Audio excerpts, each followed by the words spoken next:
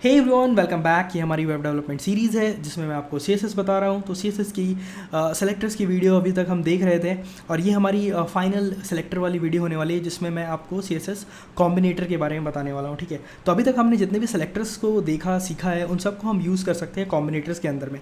तो बेसिकली कॉम्बिनेटर्स होता क्या है? कॉम्बिनेटर्स आपके मल्टीपल सेलेक्टर्स को कंबाइन कर सकता है एंड कंबाइन करके उसमें एक रिलेशनशिप क्रिएट होती है, पेरेंट चाइल्ड वाली रिलेशनशिप। मतलब पेरेंट एंड उसके अंदर जो उसके चिल्ड्रन होते हैं उसके चाइल्ड हम बोलते हैं। ठीक है, तो पेरेंट चाइल्ड रिलेशनशिप क्रिएट करने के बाद आप अपने HTML डॉक्यूमेंट में एलिमेंट्स को लोकेट कर सकते हो। अभी कॉम्बिनेटर डिफरेंट टाइप्स के होते हैं जो हम इस वीडियो में एग्जांपल्स की हेल्प से देखने वाले हैं। ठीक है, तो ये हमारा VS कोड जिसमें मैंने एक ऑलरेडी फोल्डर क्रिएट कर रखा है CSS कॉम्बिनेटर्स। इसके अंदर हमारे पास एक फाइल है index.html जिसमें मैंने कुछ एलिमेंट्स क्रिएट कर रखी हैं, paragraph, articles and multiple nested paragraph भी आप देख सकते हो एंड एक अनऑर्डर्ड लिस्ट। ठीक है, और हमने एक स्टाइल शीट भी क्रिएट कर रखी है, वो ब्लैंक है। अब इसको हम अपने VS कोड इस HTML डॉक्यूमेंट को अपने लाइव सर्वर की हेल्प से लॉन्च कर लेते हैं। तो लॉन्च करने के बाद ये आपको कुछ ऐसा दिखेगा। ठीक है, तो ये आ गया हमारा CSS combinator, paragraph and heading and everything जो भी हमने क्रिएट किया। तो जो हमारा पहला कॉम्बिनेटर है उसको हम बोलते हैं डिसेंडेंट सेलेक्टर। हमने पहली वाली सेलेक्टर्स की वीडियो में भी डिसेंडेंट कॉम्बिनेटर को देख रखा है, तो अभी मैं आपको फिर से एक बार रिकॉल कर देता हूँ कि डिसेंडेंट सेलेक्टर होता क्या है। तो डिसेंडेंट सेलेक्टर बेसिकली होता है कि पेरेंट चाइल्ड के बीच में जो रिलेशनशिप होती है। फॉर एग्जांपल आप देखो आर्टिकल, तो आर्टिकल यहाँ पर आप बोल सकते हो कि एक पेरेंट है। किसका पेरेंट है? पैराग्राफ का पेरेंट है एंड डिव का पेरेंट है। ठीक है, उसके अलावा डिव के अंदर हमारे पास पैराग्राफ है, तो इस पैराग्राफ का जो पेरेंट है वो है डिव। तो इस तरह से जब आप अपने एलिमेंट्स को लोकेट करते हो पेरेंट चाइल्ड रिलेशनशिप के हेल्प से, तो उसको हम बोलते हैं डिसेंडेंट सेलेक्टर। फॉर एग्जांपल अगर मैं चाहूँ अपने पैराग्राफ और इसके अंदर भी जो पैराग्राफ है अपने पेरेंट मैंने आर्टिकल को कंसिडर करते हुए अपने सारे पैराग्राफ्स को मैंने अपने सारे पैराग्राफ वाले चिल्ड्रन को सिलेक्ट करना है, तो हम डिसेंडेंट सेलेक्टर को यूज़ करेंगे। फॉर एग्जांपल मैंने लिया आर्टिकल। ठीक है, ये हमारा टाइप सेलेक्टर यूज़ कर लिया हमने, tag selector and space create करो एंड देन अनदर सेलेक्टर क्या सेलेक्ट करना है? पैराग्राफ। तो ऐड कर लिया एंड अपने CSS रूल ऐड करो। ऐड करते हैं कलर, इसको बोल देते हैं ब्लैक नहीं ब्लू कर लिया, सेव। एंड आप देख सकते हो कि यहाँ पर पैराग्राफ दोनों पैराग्राफ ब्लू हो गए। ऐसा नहीं है कि सिर्फ पहला वाला पैराग्राफ ब्लू हुआ बिकॉज आर्टिकल के अंदर ही ब्लू। नेक्स्ट जब डिसेंडेंट सेलेक्टर हम यूज़ करते हैं तो वो किसी भी लेवल में आपका टारगेट एलिमेंट हो यानी पैराग्राफ किसी भी लेवल पे हो, कितना ही डीप क्यों ना हो, वो सब सेलेक्ट होने वाले हैं। फॉर एग्जांपल अगर मैं इसके अंदर एक और डाल दूँ, लो अगर मैं एक और डिव क्रिएट करता हूँ एंड उसके अंदर एक और पैराग्राफ डाल देता हूँ, इसको बोलते हैं लॉरम। तो अभी तक हमने इस आर्टिकल के अंदर 3 नेस्टेड पैराग्राफ्स क्रिएट किए। ठीक है, डीपली क्रिएटेड पैराग्राफ्स। अभी आप देखो कि तीनों के तीनों पैराग्राफ्स ब्लू कलर के हो गए। तो ये होता है एग्जांपल डिसेंडेंट सेलेक्टर का। अब इसके अलावा एक डिफरेंट टाइप होता है, इसको मैं यहाँ पर एक कमेंट ऐड कर देता हूँ, इसको बोलते हैं डिसेंडेंट सेलेक्टर। ठीक है, मैं इसको रहने देता हूँ ऐसे ही। अब यहाँ पर मैं एक नया एग्जांपल दिखाता हूँ जिसको हम बोलते हैं चाइल्ड कॉम्बिनेटर। ठीक है, चाइल्ड कॉम्बिनेटर में क्या होता है कि चाइल्ड कॉम्बिनेटर का जो may be again parent child वाला रिलेशनशिप ही होता है, लेकिन यहाँ पर सिर्फ वही पेरेंट सेलेक्ट होगा जो इमीडिएट चाइल्ड होता है। ठीक है, फॉर एग्जांपल अगर हम आर्टिकल की बात करें तो आर्टिकल का जो इमीडिएट यानी डायरेक्ट चाइल्ड जो है वो है पैराग्राफ और डिव। ठीक है, तो मुझे सिर्फ और सिर्फ इमीडिएट चाइल्ड सेलेक्ट करना है, मैंने डायरेक्ट चिल्ड्रन सेलेक्ट करना है, तो मैं चाइल्ड सेलेक्टर यूज़ करूँगा, चाइल्ड कॉम्बिनेटर यूज़ करूँगा।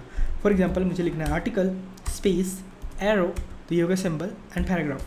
तो अभी जो डायरेक्ट चिल्ड्रन कौन है? ये पैराग्राफ है। ये सब सेलेक्ट नहीं वाले हैं, ये सब इग्नोर हो जाएंगे। जो डायरेक्ट चिल्ड्रन है वही सेलेक्ट होगा। सेव किया एंड मैं यहाँ पे बोलता हूँ इसका फॉन्ट साइज़ हो जाए 30 पिक्सल, फॉन्ट वेट हो जा बोल्ड। ठीक है, सेव कर ली। आप जाके देखो कि आपका जो पहला वाला पैराग्राफ था वो हो गया ब्लू कलर का, जो ब्लू तो ऑलरेडी है because of descendant selector, but child combinator की वजह से इसका फॉन्ट साइज 30 पिक्सल और वेट बोल्ड हो गया। ठीक है, अभी मैं इसका कलर भी चाहूँ तो चेंज कर सकता हूँ कैस्केड रूल के अकॉर्डिंग। जो नेक्स्ट CSS रूल है वो कैंसिल करेगी प्रीवियस वाले की। ठीक है, तो यहाँ पर मैं डाल देता हूँ हॉट पिंक, सेव किया एंड देखो आप इसका कलर चेंज हो गया। तो ये हो गया एग्जांपल आपका चाइल्ड कॉम्बिनेटर का। नेक्स्ट मैं आपको एग्जांपल बताने जा रहा हूँ सिबलिंग, नेक्स्ट सिबलिंग सेलेक्टर। ठीक है, तो इसका मैं यहाँ पर कमेंट क्रिएट कर देता हूँ, इसको हम बोलते हैं next sibling selector. Next sibling selector बोलो या कॉम्बिनेटर बोलो, जो भी सही है लगे।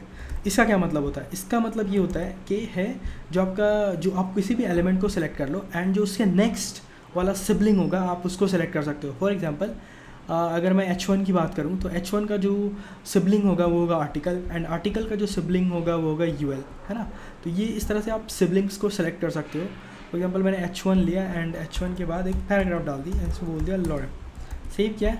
आप देखो ये पैराग्राफ H1, उसके बाद ये पैराग्राफ, और मुझे ये पैराग्राफ सेलेक्ट करना है और मैं यूज़ करने जा रहा हूँ नेक्स्ट सिबलिंग सेलेक्टर। तो ये नेक्स्ट सिबलिंग सेलेक्टर में क्या होता है कि आपने एलिमेंट को सिलेक्ट करना है एंड उसका जो नेक्स्ट सिबलिंग है, जो यहाँ पर अगर हम सिबलिंग की बात करें तो ये H1 का सिबलिंग P हो जाएगा, P का सिबलिंग आर्टिकल है। इसी तरह हम सेलेक्ट कर सकते हैं। तो मैं स्टाइल शीट में जाता हूँ एंड यहाँ पे मैं बोलता हूँ ओके H1, एंड इसके लिए हम यूज़ करते हैं सिंबल प्लस साइन यूज़ करने के बाद पैराग्राफ। तो ये हो गया हमारा H1, एंड सिबलिंग को इंडिकेट करने के लिए हम प्लस साइन यूज़ करते हैं एंड देन पैराग्राफ। तो अभी आप देखो कि H1 एंड जो सिबलिंग है वो P, ये सिलेक्ट होगा। अब मैं इसका कलर चेंज कर देता हूँ, ग्रीन येलो, सेव किया। और आप देखो कि हमें ग्रीन येलो कलर का पैराग्राफ मिल गया, ठीक है। अब मैं इसको थोड़ा सा और फॉन्ट साइज़ बढ़ाना चाहूँ तो बढ़ा सकता हूँ। फॉन्ट साइज़ मैंने डाल दी 30 पिक्सल, सेव किया एंड आप देख सकते हो कि सर फॉन्ट साइज़ 30 पिक्सल हो गया। बड़ा गंदा सा दिख रहा है तो रिमूव भी कर लेते हैं एंड कलर हम इसको कुछ वायलेट डाल देते हैं, सेव, ओके मच बेटर। तो ये हो गया हमारा पैराग्राफ, ये हो गया, हमने सेलेक्ट कर लिया नेक्स्ट सिबलिंग सेलेक्टर की हेल्प से। इसको बोलते हैं हम नेक्स्ट सिबलिंग सेलेक्टर। नेक्स्ट मैं आपको बताने जा रहा हूँ सब्सिक्वेंट सिबलिंग सेलेक्टर। अभी सब्सिक्वेंट सिबलिंग सेलेक्टर क्या होता है? सब्सिक्वेंट सिबलिंग सेलेक्टर का मतलब ये होता है जैसे नेक्स्ट सिबलिंग में सेलेक्टर में आपका जो नेक्स्ट चाइल्ड था, अगर हम H1 की बात करें तो उसका जो नेक्स्ट एलिमेंट है वो पैराग्राफ है। लेकिन सब्सिक्वेंट में क्या होगा कि आप मल्टीपल एलिमेंट्स को सेलेक्ट कर सकते हो। फॉर एग्जांपल H1 के बाद एक पैराग्राफ यहाँ है, एक आर्टिकल यहाँ है, एंड मैं चाहूँ तो एक और पैराग्राफ यहाँ पे ऐड कर देता हूँ, ठीक है, लॉरेम, सेव कर ली। एंड अभी आप देखोगे हमारे पास H1 के बाद 2 पैराग्राफ्स हैं। तो H1 के ये सारे सिबलिंग्स H1 के ही हुए। मुझे जितने भी सिबलिंग्स पैराग्राफ सिबलिंग्स है सबको सेलेक्ट करना है। तो इसके लिए जो हम सिंबल यूज़ करेंगे होता है टिल्ड। इसको हम बोलते हैं सब्सिक्वेंट सिबलिंग कॉम्बिनेटर, ठीक है। कैसे लिखते हैं हम इसको? H1, यहाँ पर आप टिल्ड सिंबल यूज़ करोगे, पैराग्राफ, एंड आप CSS रूल लिखोगे। तो यहाँ पर मैं बोल देता हूँ कलर ब्राउन और टमाटो एंड इसका फॉन्ट वेट मैं डाल देता हूँ बोल्ड, अंडरस्टैंडिंग के लिए, सेव।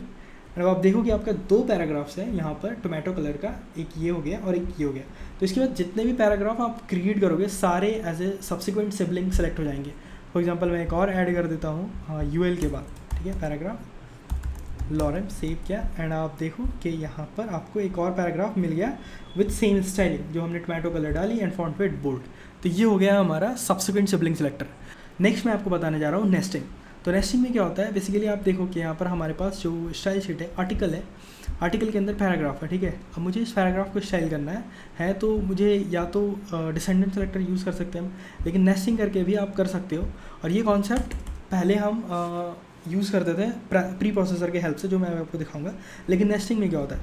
नेस्टिंग में ये होता है जैसे मैंने लिया अपना आर्टिकल लिया एंड स्पेस देखिए मैंने एक ब्लॉक ओपन किया, तो आर्टिकल मेरा यहाँ पर सिलेक्ट हो जाएगा एंड उसके अंदर मुझे पैराग्राफ को सिलेक्ट करना है। तो पैराग्राफ को सिलेक्ट करने के लिए मुझे करना होता है सिंपली &P, पैराग्राफ लिखा एंड उसके अंदर हम स्टाइलिंग डाल सकते हैं। तो अब ये जो ब्राउज़र जब इसको पार्स करेगा तो कैसे पार्स करेगा? आर्टिकल स्पेस P, कैसा हुआ, ये दिख कैसा रहा है? अब इसको आप देख के बता सकते हो। अभी आपको समझ में आया तो मुझे प्लीज़ कमेंट करके बताओ ये कौन सा सेलेक्टर है। ब्राउज़र इसको ऐसे ही पार्स करेगा, ठीक है।